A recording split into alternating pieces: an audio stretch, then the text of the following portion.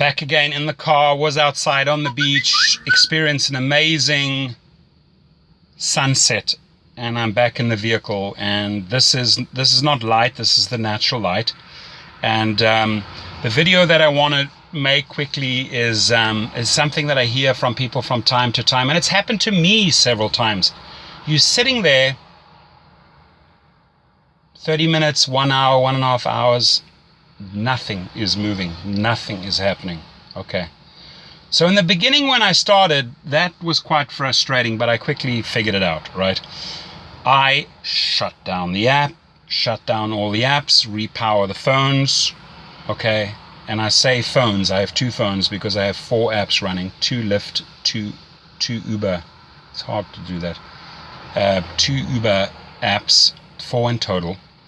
And I then make sure, now I make sure, learned the hard way, back then I didn't know this trick. I make sure that I'm on the grid, okay, so that I see my car on the grid. Yes, I'm online here as a passenger rider about to take a trip, which I don't, but I can see my car. It means I'm online. Usually that solves the problem right in there. There could be a little glitch, you know, there are these zones sometimes where you're out of their reception zone or Uber zone where you won't be picking up passengers, right? We just don't know it, right? So that can happen, or they're having some technical glitch, or you're just not on the grid. So switch off, power down, power back up. In the classic reboot, we know it. We do it with a computer once in a while. Usually solves the problem. Now, the one thing is, let's say I have my sights set on Uber and I want to pick up a big Uber trip purely because the Uber SUV trip pays a lot. But I also have my Lyft as a backup, Lyft Plus, Lyft Premier.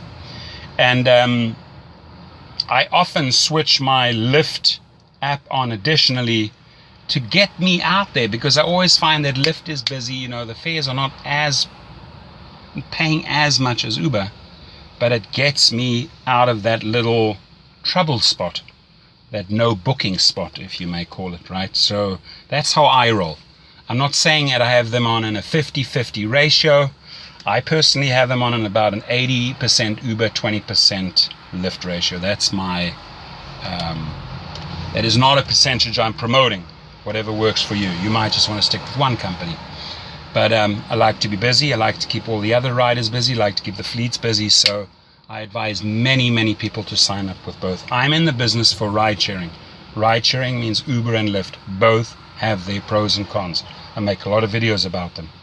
Ladies and gentlemen, if you're ready to sign up, there's a link underneath.